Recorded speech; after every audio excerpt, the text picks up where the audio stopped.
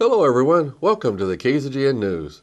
Today we'll bring you the results from last night's City Council meeting, news from the China Lake Alliance, news of parenting classes offered by the school district, today's KZGN Talking Points editorial, weather, sports, and much more. From the Rademacher Hills to Bee Mountain and the mighty Sierras, Ridgecrest to Inyokern and China Lake, this is your news for the Indian Wells Valley with the KZGN News Crew. Hello, I'm Tom Whitnick. Thanks for joining us for the news affecting Ridgecrest and the Indian Wells Valley. In City Council news, the Council met for their first meeting of 2016 Wednesday evening. They started with presentations. The Council had a presentation of retirement proclamation to Police Sergeant Mike Myers. This was celebrating his 27 years of service to Ridgecrest. The City Council of the City of Ridgecrest does hereby recognize and thank Ridgecrest Police Sergeant Mike Myers for his professional and personal dedication to the City of Ridgecrest on this occasion of his retirement.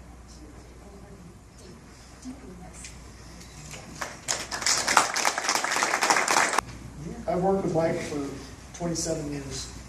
Worked with him as a patrol officer, worked with him while I was a sergeant and detectives, and then most importantly, worked with him while I was chief and Mike was in charge of our traffic unit. Now, for the 6 years he was in charge of the traffic unit, Mike was our primary outreach for the community. He worked with several different organizations for parades, Petroglyph Festival, you name it, he was there. Mike, I do have a crystal trophy for you in honor of your 27 years with us and your retirement.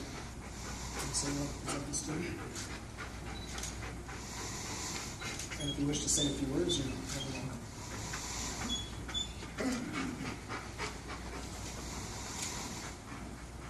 I certainly appreciate everyone that's here tonight. I had an incredible retirement party just a few days ago, and it was I'm so grateful for the turnout and the support that I received from everyone. All I can tell you is that it just feels like yesterday that I started. Right? If you find a job you love, you never work a day in your life, and I truly loved this job, and I loved working for the Ridgecrest Police Department, and I've worked for many chiefs, and they've all given me a lot of knowledge and things to work with, and some of the old timers have taught me how to work with the people in the community, and it's very important. And I certainly hope that some of the new guys that are coming up here are going to realize that it's very important to work with you. And I tried to show them that, and they're fantastic guys. I'm going to miss every single one of them. I've had a relationship with not just the police department, but the city hall personnel as well, and I can tell you that I'm going to miss them equally as much. They've been such a big help to me over the years, and working together for a lot of the things that we have to do in order to keep the grants running and things like that. So I want to thank them as well. Then they made another presentation of retirement recognition for Police Officer K9 Lackey. Lackey is our current police dog and will be retiring. His retirement includes staying with his current police officer handler. The dog's in the car to assist the officer. Dog's also used to track people as well as do drug searches. But most importantly, it's a partner to the officer that's assigned to provide protection as well as, like I said, force multiplier. Lackey was served with us for 6 years, and this January, when Detective Groves was reassigned to detectives, we elected to retire Lackey. He has reached his service life. We sold Lackey to Bill Groves and his family so he can continue living with them for the rest of his life. And Lackey did a really good job with us throughout the year. So, Lackey, congratulations on your retirement. all I have for you is a plaque. I should have probably brought a milk bone or something like that, or a treat, but sorry, I forgot. So I'd like to present this plaque to Officer Bill Groves and grateful appreciation for your dedication and service to Ridgecrest Police Department K9 Unit, October 2009 to January 2016.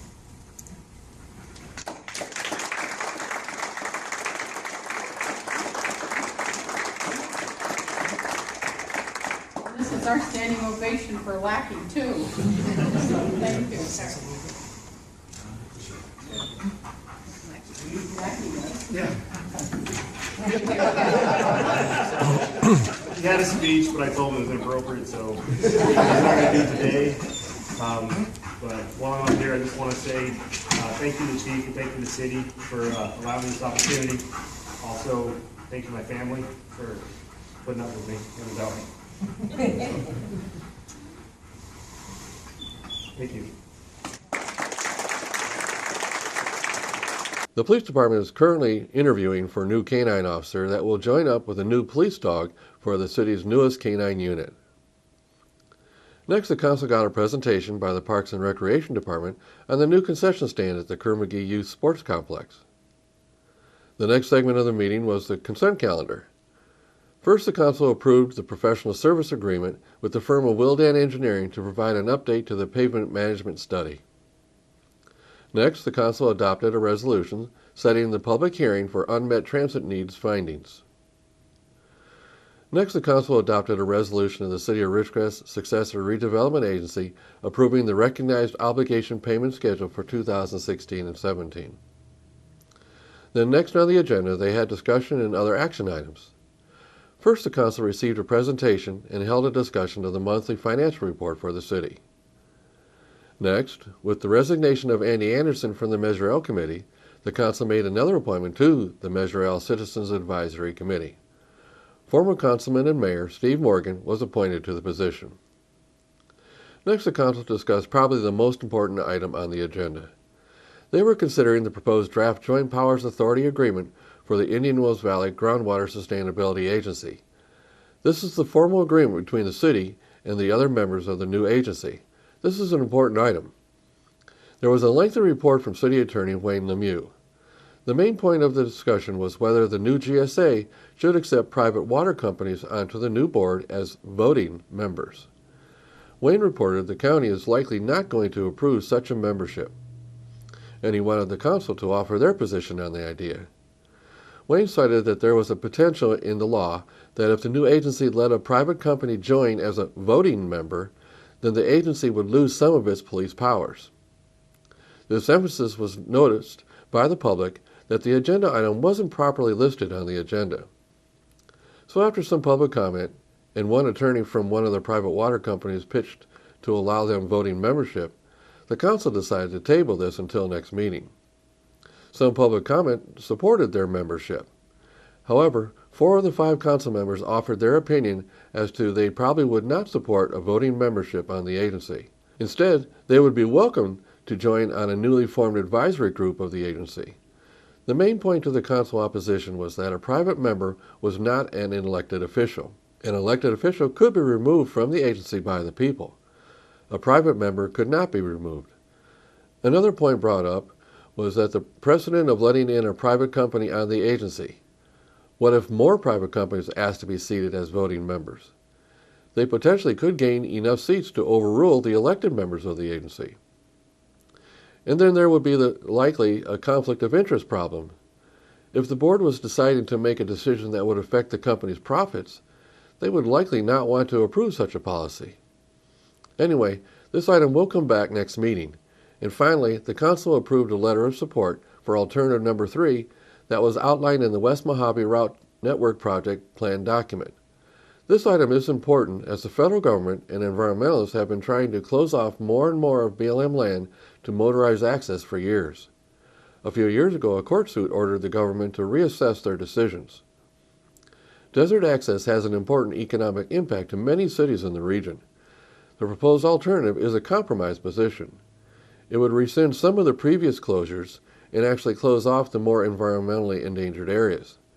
Previous closures seem to not be supported by any scientific data, just the desire to cut off the people's access to the areas. The council approved the position letter supporting the alternative. Now stay with us for news about the China Lake Alliance Luncheon coming up after the break.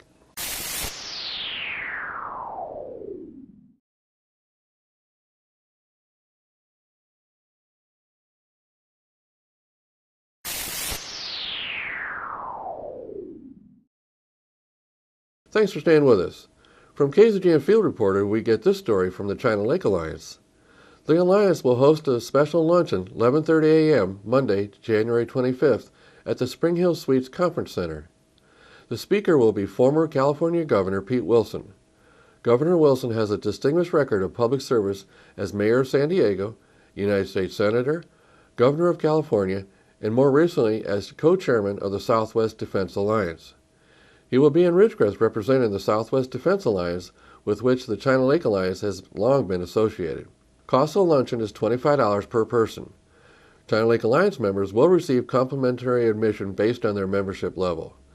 Please RSVP to Jan Bennett at 760-382-4488 or email iwvedc@gmail.com prior to noon on Friday, January 22nd. In school news, Empowering Parents and Transforming Youth starts January 26th at Fowler Elementary School. Classes are from 5:45 p.m. to 7:45 p.m. Throughout the 10-week course sessions, parents will learn concrete, step-by-step solutions for raising children in today's complex society, including guidelines for parents when they need a rule, improving student success, discovering how and when to negotiate with your children, enhancing sibling relationships, and how to use timeouts properly to gain substantial behavioral change. For further questions, call Brianna Walters at 760-499-1840 or Kevin Wythe at 760-499-1690. The January 26th class kicks off an innovative 10-week course. The course is absolutely free. Additionally, class materials are free if the course is completed. According to Walters, the course is offered yearly. There's still room for parents to participate in the Empowering Parents and Transforming Youth 10-week course. Coming real quick now is the Rocky Mountain Elk Foundation dinner. This is a fun evening of guns and entertainment for the benefit of the Rocky Mountain Elk Foundation. This year's annual dinner is Saturday, January 30th, 5 p.m. at Kerr-McGee Center. That's just a week from now. Pre-sale tickets can be purchased and is required. If you want to attend this event, purchase your tickets now. Contact Gavin Swanson at 760-589-4537 or email him at rc.rmef.tickets@gmail.com. Now it's time for the 112th KZGN News Talking Points editorial. Here's today's topic. Should a private company have a voting seat on the new GSA? Well, as I reported earlier in the news, the council was asked by the city attorney to decide whether a private company should be admitted onto the new Groundwater Sustainability Agency as a voting member. Obviously, the way anyone can provide the most influence on decisions is to be a voting member of the group. So, now we have a new level of government being created. This new GSA will have the authority to affect our lives. The state law only dictates that certain agencies will be on the agency. Locally, that means that the members by law will be Kern, Inyo, and San Bernardino counties, the city of Ridgecrest, the Indian Wells Valley Water District, and the Inyo-Kern Community Service District have automatic seats if they want to be on the agency. That is 6 seats. The Navy and BLM have only asked to be allowed to participate but will not have a voting membership. That is totally acceptable. This new agency is charged by state law to establish a plan to stop the overdraft of our water basin. They will have to submit this plan to the state for their approval. I guarantee you, this plan will affect every one of us in the valley. Every single one of us will be assessed with new fees or taxes. And this plan that has to be established could result in private individuals and companies being hit in the pocketbook. So, now back to the editorial question. Should a private company have a voting seat on the new GSA? I say no. I do, however, believe allowing them to participate on advisory boards or committees the new agency may establish is appropriate. Having them involved in the plan document process is beneficial, but allowing them to have a vote is not appropriate. My position is based on the following. Right from the beginning, I and many other people believe any level of government that will have the authority to control our lives must only be elected officials. An elected official can be removed by we the people. A private company could not be removed from the agency by us. But, just for discussion, let's say there was wording put into the establishing authority that provided a means to remove a private company person. That still would not be good enough. This is because if that person got removed from the agency, the actual member company could still provide a replacement person. Let's go further. Let's say wording was in the agreement allowing total removal of even the company from the agency. I guarantee that even if everyone agreed to the terms, there would be a court action to stop it.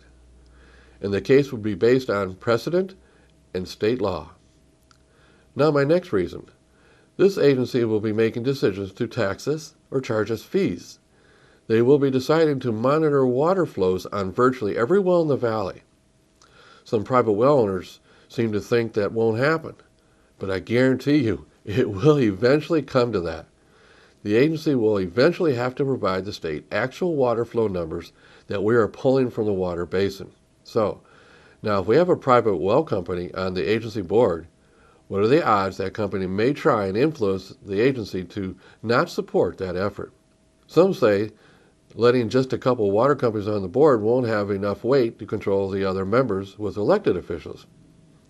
As the city attorney pointed out during the meeting, it is possible that if they let 2 or 3 have seats to start the agency, then there would be a precedent that any future new water companies would have to be allowed onto the agency. And eventually, the private companies could have more members than the elected members. This could happen. Then we finally get to the elephant in the room. What about profit to private companies? These private water companies are really nothing more than a private water user that has formed a water company to provide its water. So, the way they would vote would very likely be based on profit margins. Finally, during council comment on the issue, it seemed at least 4 of the 5 offered their concern in opposition to letting private companies being seated as a voting member. Councilman Thomas offered no opinion on the issue. Allowing a private company to sit on the advisory board or committees is appropriate. We need their involvement. In conclusion, private companies answer to owners and stockholders. Elected officials answer to we the people. Only elected members should have a vote on this new GSA. I'm Tom Whitnick, and that's what I think. I'd like to know what you think. If you have any comments about this editorial or would like to discuss or recommend a topic, I'd like to hear from you. Please email them to info@kzgn.net. Now stay with us for Burroughs Bits, weather, and sports when we come back.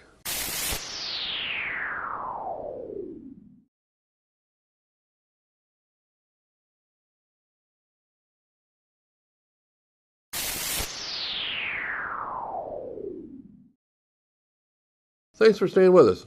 And now let's go to Burroughs High School with Burroughs Bits. From the Burroughs High School TV studio, I'm Sierra Rint with the Burroughs Video Bits for Thursday, January 21st, 2016.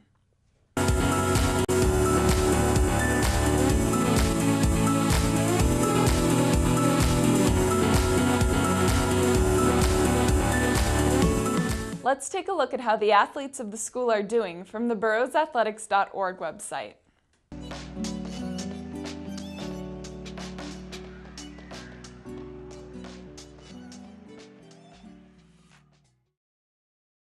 Support our Lady Burroughs varsity and junior varsity soccer teams this Friday, January the 22nd against Sultana, and this coming Monday, the 25th against Bishop at 3 p.m. on the Burroughs High School fields.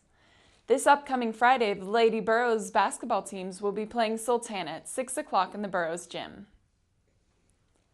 BHS Track and Field begins its official practices January 26th for the 2016 season. All athletes needed. See Ms. Olivas for more information. This week is Rally Week, which means the days of the week have activities such as Character Day. The Burroughs spirit radiates throughout the campus this week, with the Spirit Days getting everyone excited for our annual King of Hearts dance. Tuesday's Spirit Day was Character Day. Wednesday's Spirit Day was Snob vs. Slob. Thursday's Spirit Day was #1 Fan Day. And Friday's Spirit Day is Decades Day. Just turned 16? Purchase your parking permit in the Sherman Shack before school, after school, or during lunch. Don't worry, it's only $3 per car. That's our segment. For the Burroughs High School TV broadcast of Ridgecrest, California, this is Sierra Rint.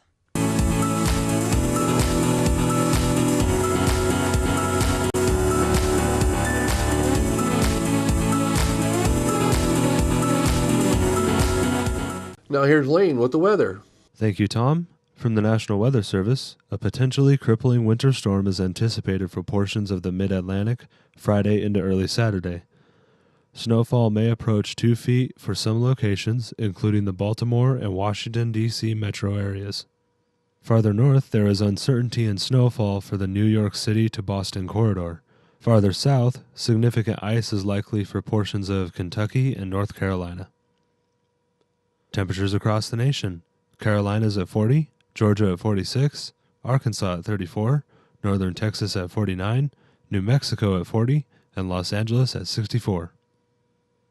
And for us locally, tonight, partly cloudy with a low around 38, east wind 5 miles per hour. Friday, a 10% chance of rain, partly sunny with a high near 61, with a calm wind. Friday night, a 20% chance of rain, mostly cloudy with a low around 45, south wind 5 miles per hour. Saturday, a 30% chance of showers, partly sunny with a high near 59, south wind 5 to 10 miles per hour.